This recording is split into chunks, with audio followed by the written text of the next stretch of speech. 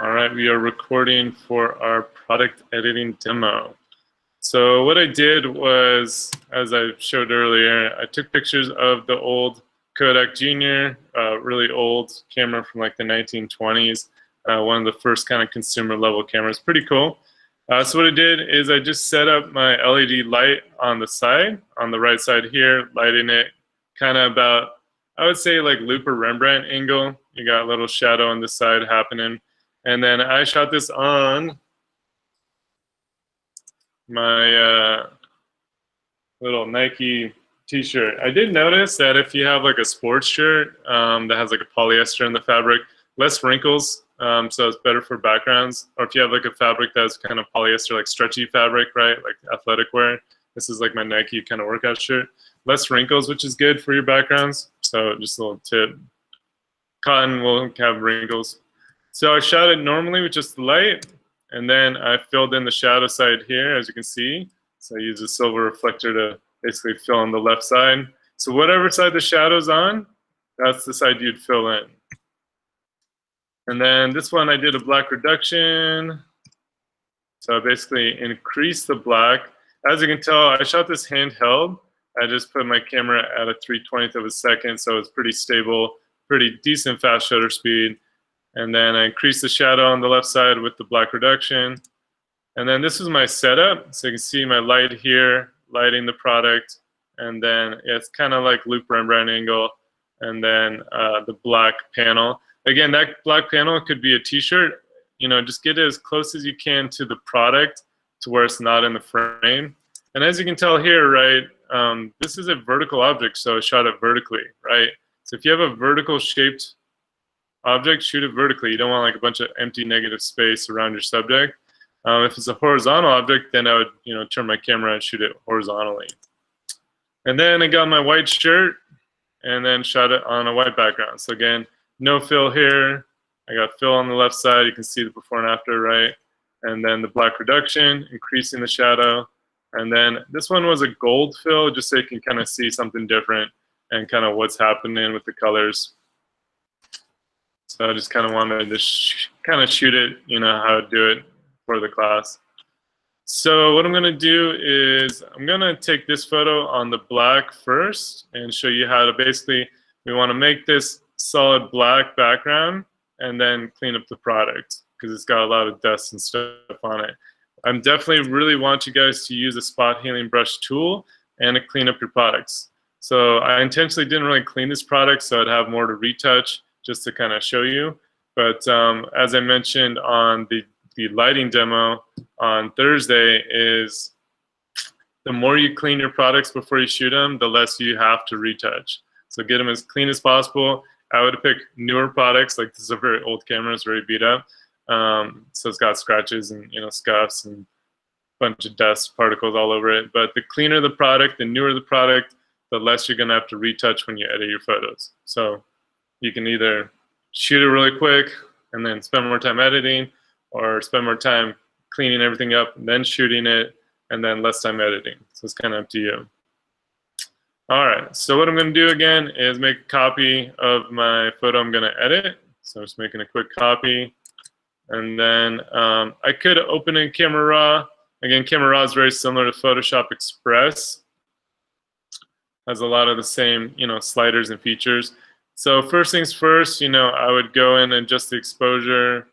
And then, so if I was doing this in like Photoshop Express, I'll just show that actually just in Photoshop Express on my smartphone. So what I'm going to do is just open this straight into Photoshop. So as you can tell, I got, a little extra background here, and it's fairly balanced. I got a little space here, so it's pretty centered. If it was kind of slanted, I could use the crop tool, go on the little straighten tool, and then basically just find a line that should be horizontal and drag it across it, right? So I did rotate it a little bit, and then still have a little line, but it's a little more straighter. So what I could do is I could either crop that off, and just kind of bring this down a smidge. But I kind of like the headroom. So what I'm going to do is just kind of even out the spacing so it's pretty centered in the frame. So what I want to do is for that, I can copy my layer. So layer, duplicate layer. This again, if same as Photopea, same features, I would do it the same way. So I'm just going to use the clone stamp tool. I'm going to set it to a high flow, soft edge, and I'm just going to select the background below. So I'm going to alt click, and then my next normal click will basically be that clone. And then I'm just going to alt click here, just kind of clone. There we go. Put some of this stuff here. So the more you kind of clean up your background, make it look good. Again, you could crop off, anything you maybe, if you can crop it, otherwise you could clone the background to kind of even it out. So I'm just going to flatten those layers together. So layer flatten image, same as Photopea, just combining my layers. So what I want to do is do a selective color and make my background black. So down here, I got my little adjustment layers. So here's my layers, and then I got my layer mask icon, and then this little half and half circle on the bottom right here. So when I click on that, the first option here is selective color. It's the same as Photopea. I'll show you in a second. And so it gives me an adjustment layer with a layer mask. So it defaults to reds. So what I want to do is just click on the colors, go down to blacks, and then in my blacks, so I could change the colors of my blacks, right, and make it different colors. That's the cool thing about selective color. But I actually want to affect the blackness of the blacks, right? So this one down here at the bottom, if I drag it to the left, I can whiten the blacks, or I can darken the blacks. So always set this to absolute, so that way it'll be stronger. If it's on relative, it's a little different. You'll kind of notice stuff with the colors is not as strong. I usually prefer absolute for this kind of work.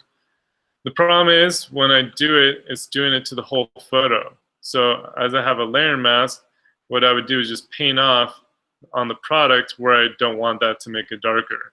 Because if I turn this off, this is before and after, it's blackening my product. I don't want it to blacken my product, I just want it to blacken the background. So I'm just going to go to my brush tool.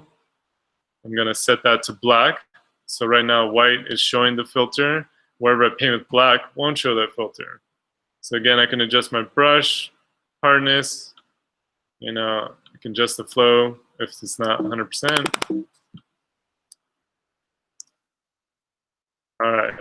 So then I would spend more time doing this, but just for, I want to show different types of editing. I'm just going to just kind of quick and easy. So then, I painted black over my product. I would zoom in and get the strap and then get this little holder real quick. But you can kind of see here, right, what's happening. So I'm basically saving the inside. If I want to double the strength, I just need to copy this layer. So go layer, duplicate layer, and then it'll double the strength. So again, now it's like solid black. So that's how I'd make it a solid black. Same thing for white. I'll show you that real quick. Actually, yeah, I'll just save this out. So layer, flatten image, save as. Okay. Make sure it's a JPEG format when you're saving. Quality is good. Okay. So again, this is my before and after. Did a little straightening, got rid of the white background, and then made my background solid white and solid black. So for solid white, let's do this one. Just gonna make a quick copy.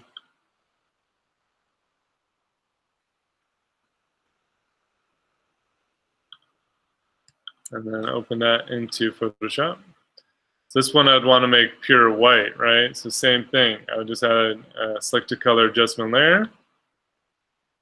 I would go to my whites, go down to the black, and if I drag it to the left, I can make my whites whiter, right? It's the same thing. I don't want it to go on my product. Sometimes you do. Sometimes it looks nice when you bring the whites up, but just for this, I'm just gonna kind of take it off. Actually, I got some. So again, if you kind of mess up, white shows the layer, shows the change, and black doesn't. And you can see in your little where you painted. You can also hit the backslash, and it'll kind of show you where you painted. So you can kind of see, like, okay, if I missed a section, I can paint that. Again, I would take more time. So again, I can duplicate this layer to double the strength, and I can keep doing it until it's the whiteness I want. So I still got some shadows happening here. So I'm just gonna do it one more time. I'm basically just doubling it up. There we go. Looking pretty solid white here, right? I'm losing the detail here, so I could paint that back, using a black brush, on my layer mask. This kind of knob's kind of going too. But you get the idea, right? So I do have the two batteries that I use as props. So I'm just gonna flatten my layers, and then I basically just add white paint, right? Because I made pretty much pure white. I'm just gonna add a new layer. I'm gonna click on my first layer, go to my paintbrush. I'm gonna select the color of the white, so I know it's the right white. And then I can just literally paint, oops, sorry. Make sure you're on the new layer. So then if I mess up with my painting, I could just trash it and then create a new layer, start over. So then I would just zoom in. If I want to get rid of these guys here, I'm just gonna go real quick. Again, this is not easy with the trackpad, editing this way. So here I'd, give it a harder edge. And then when I click, if I hold down Shift and click again, it'll go in a straight line, which is very useful if you have straight lines. So basically I just painted white on a layer. So now I just need to combine it. So layer, and then flatten image, and then let's save this out. So I do want to show you the spot healing on a product. I know you've seen it before, but it's just useful to see it again. So I would spend time, again, I work on a new layer, so layer duplicate layer. So that way when I use my spot healing, if I mess up or miss something, I can just throw this in the trash and start over. That's the benefit of working on a new layer. If I work on the home layer and I mess up and I don't catch it and then I save it, it's on it, right? Whatever I did to mess up. So again, there's kind of three main tools. The standard spot healing brush tool. This is what's in Photoshop Express and Photoshop Fix. So that's when you click, and Photoshop does its best guess to figure out what you're removing that's inside your shape, right, and wherever you click. So, kind of go through and zoom in and then start healing off objects. Usually does a good job when things are by itself, but if it's like on an edge and you let's say I want to get rid of this string here, sometimes it does weird stuff. Let's maybe grab this edge. It is much more improved, and if you have Photoshop, like the full version, it is more accurate than the free app or Photopea. So just try your best to kind of clean up your product, clean up any dust or scratches, blemishes. If you wanted to do exact control, you could do the healing brush, where again you get to control where it heals from. So I'm going to alt click here, and then my next click I'm going to line it up and let go of alt, and then just a standard click, and then it usually does a much better job healing that way. So I'm going to alt click up here, drag this down. That's not going to work. Let's go down here, this up. Because it's on a curve, it might have a little issue. Oh no, it's pretty good. So you can kind of see, how it's healing up my product. Otherwise, you could clone stamp. Clone stamp tool again is in Photopea 2, and that way you're directly copying. So let's say I want to get rid of some of these kind of worn down sections here. I could alt click and then my next normal click. And so basically I can just clone over exactly, what I had. So, and you can always adjust the edge. So if you need a harder edge on your clone stamp tool, or the flow, you want to do 30%, just kind of slowly do it. That is the benefit of adjusting your flow. So then it kind of blends better. And then just flatten your layers and save it out. So I'll show you where everything is in Photopea, just so you can see that. I'm just going to quit my Photoshop so it runs a little smoother. All right, let's go to photopea.com. And let's pick a photo. Let's just do that 1910. I think I double copied that. There we go. Okay. So file open in photopea.com. Let's do 1910. There we go. There's my photo. So again, tools on the left, same spot. Clone stamp tool here, right? If I wanted to, and again, to adjust it, you got to go over here to change the size, hardness of the edge, opacity is up here. And so again, you alt click on where you want to clone from, and then your next normal click will be your clone. And then, of course, as I make a mistake, I should go on a new layer. So just hit layer, duplicate layer, and then do my cloning and healing, right? So this one I can get rid of the background, kind of clone this off. Again, I'd spend more time doing this, but I'm just trying to do it quickly.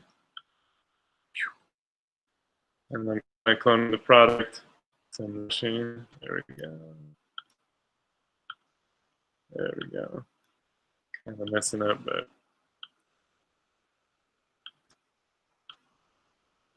let's get rid of this big corner. And then again, if I zoom in, right, I can go to my healing brush, which is here. So spot healing brush is the automatic healing brush, lets you select where it heals from. And I'm just gonna make this brush bigger. There we go. And then I'd, clean it up like I did for same as Photoshop using the spot healing brush. It's not as accurate in Photopea. It is a free program. Just do the best you can with what you got. But I do want to see you use that tool and do some spot healing. All right. So after you've done your spot healing and cleaning up, I'm just going to flatten my layers again, layer flatten image. And then I'm going to go down here to this little half and half circle, click on that. And then the first option down here is selective color. So click on that. I'm going to switch the colors to black because I'm on a black background. I would go to white if I was on a white background. And then adjust your blacks. So I'm just going to drag it to the left. I'm going to turn on absolute. And so then, same thing, I'm just going to click on my little layer mask. It's called raster mask in Photopea. Get my brush. There you are. I'm going to make sure it is set to black. So make sure the black's on top. If it's not on black, you can just pick the color black and then hit OK. So then with my brush, I'm going to make my brush have a softer edge and increase the size. Let's go a little bigger. There we go. And then basically just paint with black where I don't want it to go. You can see when I start painting, oh, it is slower in Photopea. So again, be patient with it. Again, I'm doing this kind of quick. So whenever I let go, you can see here on my layer mask where I painted with black. And then if I press the backslash button, it'll show me again that little preview of where I've painted on my layer mask. It's just kind of good to see that, so you kind of see if you miss something. It's hard to tell sometimes. And then you can double it up, so just go layer, duplicate layer. And then it doubles the strength of it, so now it's pretty solid black. And then lastly, just go flatten layers, layer flatten image. And then you're going to export that thing out as a JPEG. So just file export as, click JPEG, quality, hit save, and it'll download it to your computer. So on the smartphone, I'm just going to stop presenting. How I would do it, I would use Fix because it has more options and to edit precisely. So again, if you don't have Photoshop Fix, it's this guy here, FIX. It is a free app. You just need an Adobe account. Again, use your student email to create that account. So I'm just going to open up a project into my Photoshop Fix. So on the upper left, there's a little plus. You just press that and then go to what's on my phone. So I'm just going to choose that one where I sent it to my phone.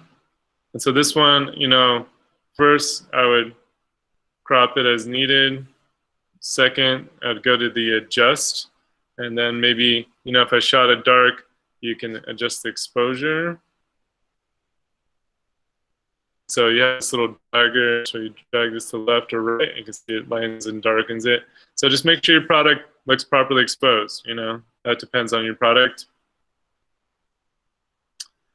You could, let's see. So what I would do for this one is, if I was on a white background, I would click on the light option here.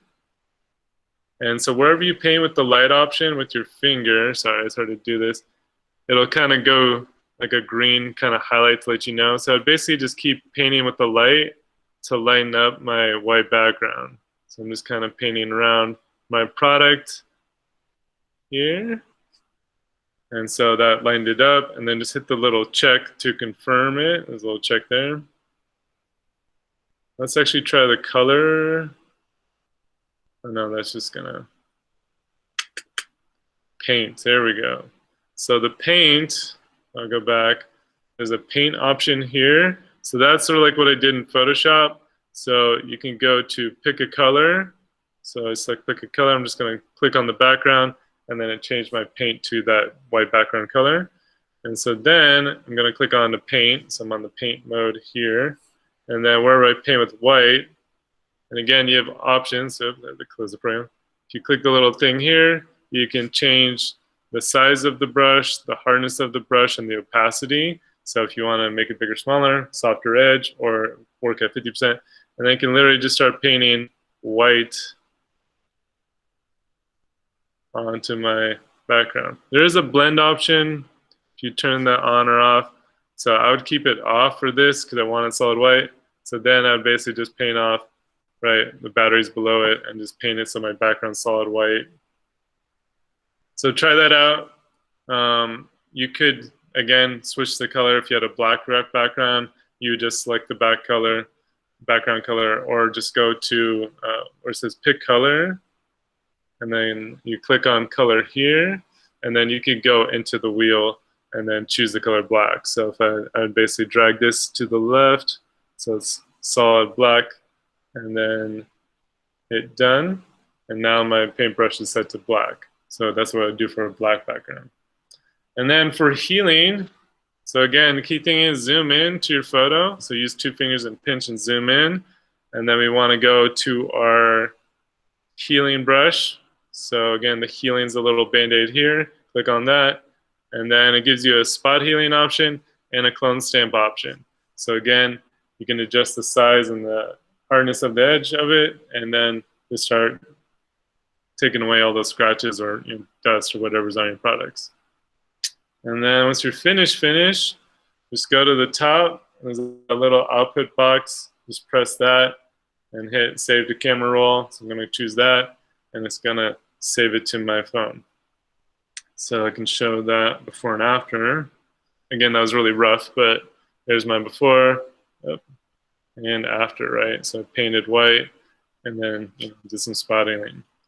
So that's what I would upload to when I turn on my project. All right, any questions before I stop the recording on editing? Okay, I'm just gonna close this out and stop the recording.